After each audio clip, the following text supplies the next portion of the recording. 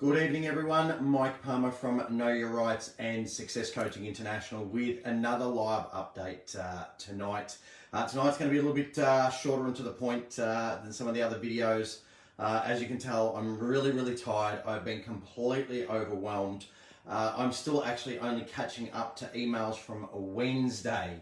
And what makes things even more frustrating is that they are the same emails again and again and again. I'm getting comments on YouTube, comments on Facebook, and people are still living in fear, and I just can't understand why.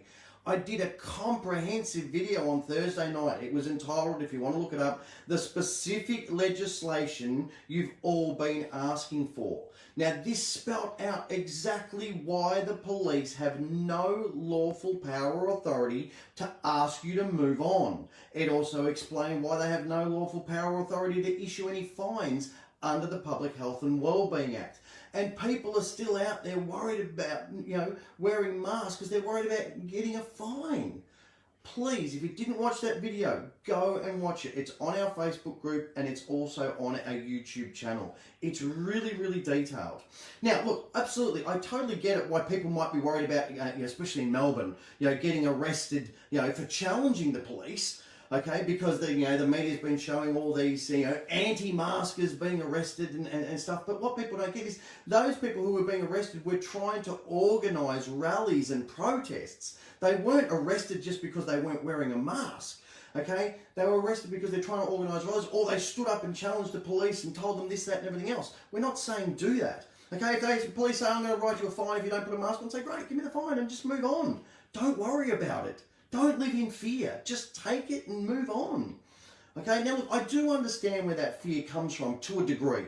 As I think I've said before, when I started out in my martial arts training as a lowly little white belt, I was so in fear of getting hit and kept my hands up here and did everything I could to not cop a hit because I was so scared about copping that hit. Okay, and of course eventually that that day happened and I copped a good hit to the head and it was like, okay, well that hurt. But the interesting thing was, it didn't hurt anywhere near as much as I thought it was going to hurt. It didn't hurt anywhere near as much as I made it out that it was going to hurt in my brain before it actually happened. Okay, that fear of being hit was way worse than actually ever being hit. Now, once you get hit 10 or 20 times, well, it's no big deal. Of course, you don't like it, you don't enjoy it, but it doesn't have that hold over you. It doesn't have that control over you anymore. And it's exactly the same when it comes to fines or going to court. Trust me, take it from me, I've received more fines out there than most people. Okay, I've spent more time in courtrooms than most lawyers.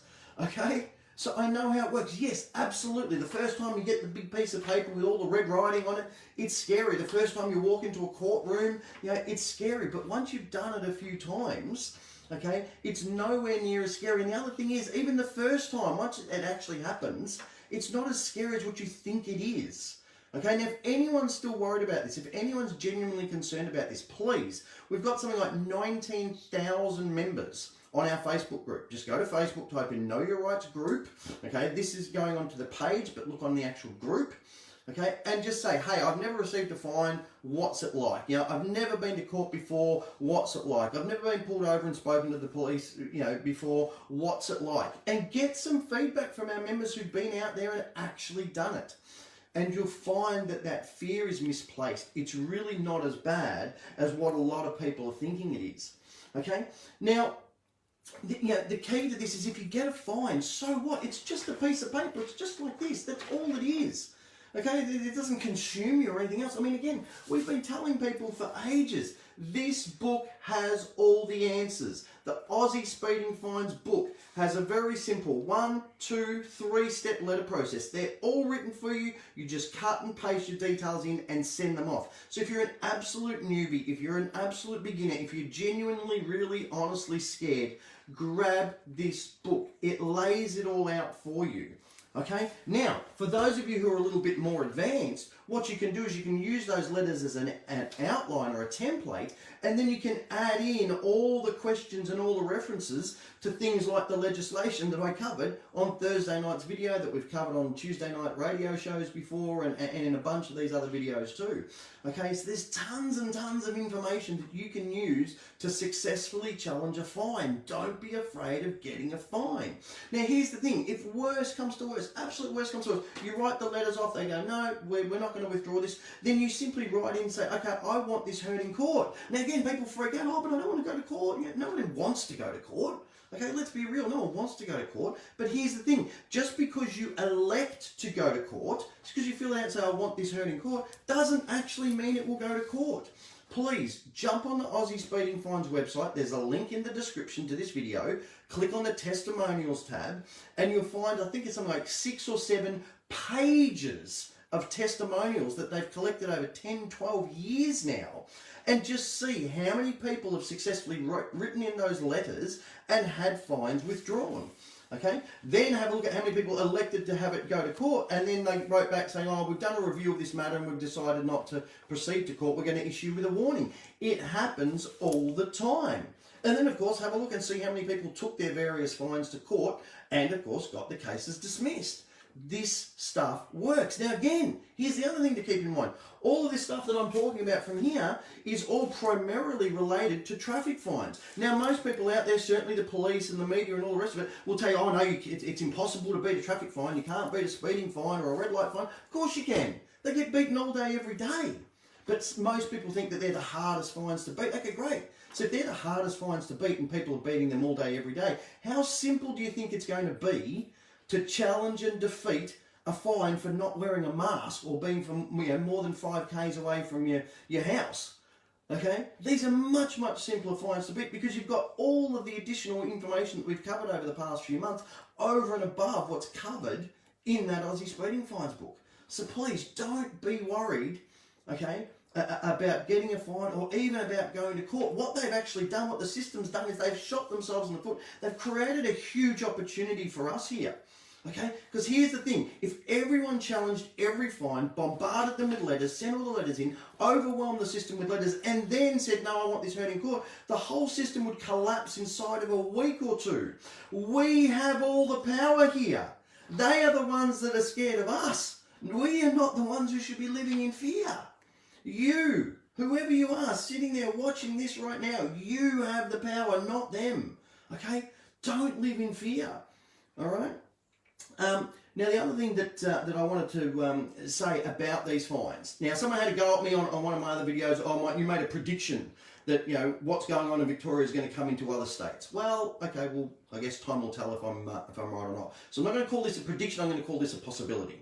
Just a possibility, because, of course, it's happened before. So what if, at some point in time, when all of this is said and done and we return to normal, all of a sudden everyone's challenging all these fines and the government goes, oh, look, we're doing a review of all of those fines and there was an error made, a technical problem with it, so we're going to withdraw them all. Okay, and then no one ends up paying any of those fines.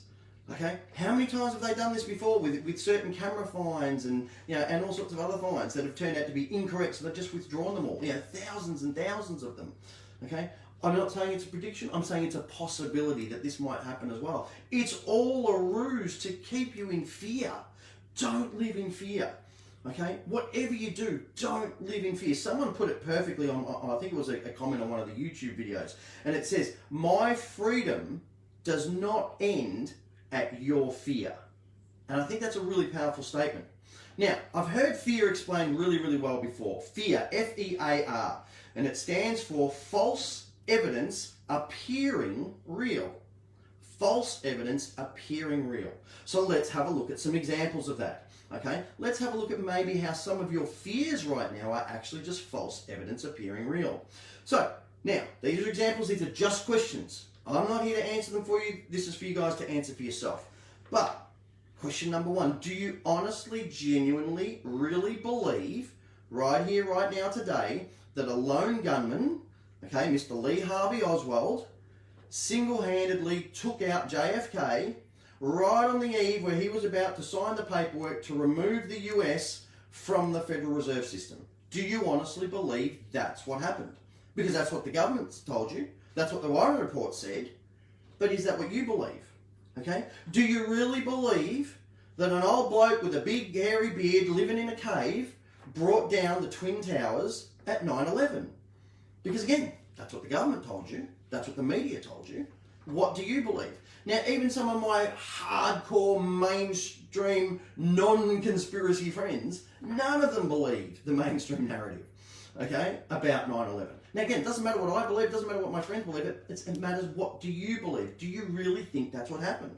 Do you really believe, honestly, that Martin Bryant, okay, a guy with an IQ of 66, okay, fired off 17 shots, killed 12 people and wounded 10 in 15 seconds, all whilst firing from his hip?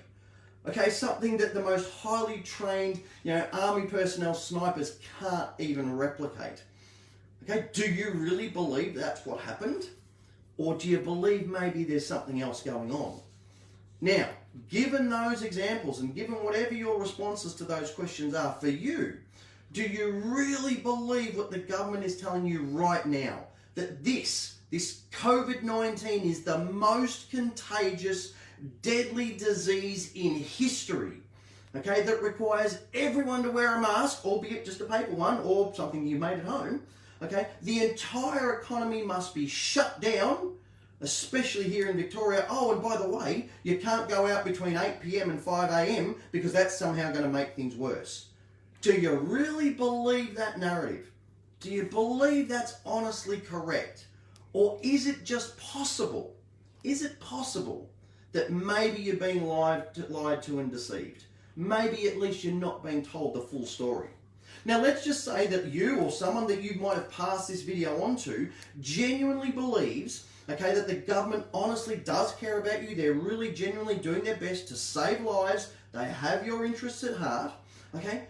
That's fine. But what about all the inconsistency with the so-called expert reports? Okay, the World Health Organization, this is supposedly the authority on all of this. Okay, now they came out and originally said that asymptomatic and pre-symptomatic people, okay, very rarely spread the virus. Then they quickly backpedaled a few days later and said, oh, no, we didn't mean to say that. This is our clarification on that. Now there's more reports going around that they've done 180 degrees or 360 degrees again, and now they're coming back out again and saying, well, no, they're not actually spreading it.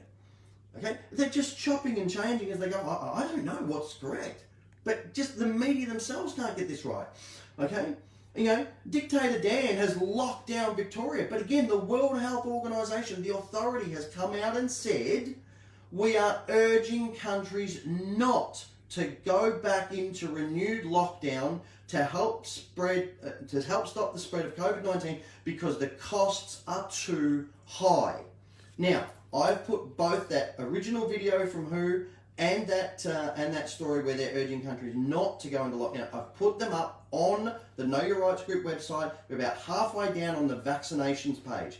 Please go and have a look at those articles. Watch the video. It's only 3 or 4 minutes. Go and read the article. It's only a couple of pages. And if you think there's something to that, if you think that Dictator Dan is doing the wrong thing according to the World Health Organization, you might consider emailing him 100 copies of that video and 100 copies of that story, and urging others to email him and doing it every single day. Okay, these are things that we can do to bombard them and ask them questions. Why are you going against the World Health Organization suggestions? Okay, it doesn't make sense. Then, of course, there's all the conflicting media reports, including speeches from Dictator Dan himself, where he originally said healthy people should not wear masks, and now he's turned around and said, oh, everybody has to. It's so inconsistent, it doesn't add up. Now, here's the thing. All these inconsistencies and changes in stories, they didn't exist with, Port Arthur and 9/11. You either believed the mainstream narrative or you didn't. There weren't all these inconsistencies, but now we've got inconsistencies left, right, and centre. Okay? And people are still just blindly buying into this rubbish. And I honestly can't understand why. Okay? Do people really just not think for themselves anymore? Okay? Look, I get it. Most people think, oh, look, I can't really do anything about 9/11 or Port Arthur. Okay, sure, you can't. But you can do something about this. You can do something about this right now, because here's the thing, if you don't do something right now, your children, and quite possibly your children's children, are going to be paying off all these insane debts that our government has created for JobKeeper and grants and all the rest of the stuff. They're going to be paying these debts off for the rest of their lives. Is this the world you envisaged when you decided to have children? Is this the world that you want to bring your kids and grandkids into? Okay, if not, you need to do something now. You can't leave it up to someone else to do it. Everybody needs to play their role. Dictator Dan gets up there in his press conference and says, oh, every person needs to do their bit. Okay, well, I agree with him in that regard. But I'm talking about this. We need to put an end to this madness because it just doesn't add up. Okay? Well, certainly that's my view. You might come to a different conclusion. And here's the thing. All I ask of you is do some further research. This is too important to just sit back and, oh, she'll be right, mate. It's too important to go, oh, look, I'm just a bit scared. I don't know that I want to. This is your future. This is your kids' future. Do some research. Now, one of two things is going to happen. You're going to do some research, you're going to come to the same conclusion, and you're going to have the same beliefs as you had before. Okay, great. Well, that's reaffirmed your position. It's made it stronger. No problem. Alternatively, you're going to come up with another conclusion, and that is, yeah, you know what? Yeah, this just doesn't add up. The statistics don't add up. This doesn't warrant being called a pandemic. This doesn't warrant everybody being locked down. Why on earth do we have these curfews? No, it doesn't add up. And I want to play my role, and I want to do my bit to stop it and change it and fix it. Okay? So, that's what I'm going to leave you with. Please go out there, do some research, see what you come up with, and then if you come up with new things, by all means, go and share that with others. Go and send them links through social media, email them posts, okay? Send them copies of our videos, all these sorts of things. Share the message around, get other people thinking, get other people questioning. You know, one of the simplest and one of the best and most effective questions still today is to ask people out there, so when are you going to take your mask off? When you're told? Is that what you do at 40, 50, 60 years of age? You do what you're told? Come on. Okay, these are really simple but really powerful questions. So I'm going to leave you with that as we wind up this weekend. And as always, please, whatever you do, make sure you get informed, you get fired up, and you get proactive. And one of the best ways, of course, to do that is through our books. And we do still have all 3 books available on a special with 1 lot of postage on our website. Okay, there's a link in the description, so please have a look at that if that's of interest to you. And otherwise, a reminder, there's no live show this Tuesday, but I do hope to be back with another live video on Thursday night. Until then, have a great week, everyone.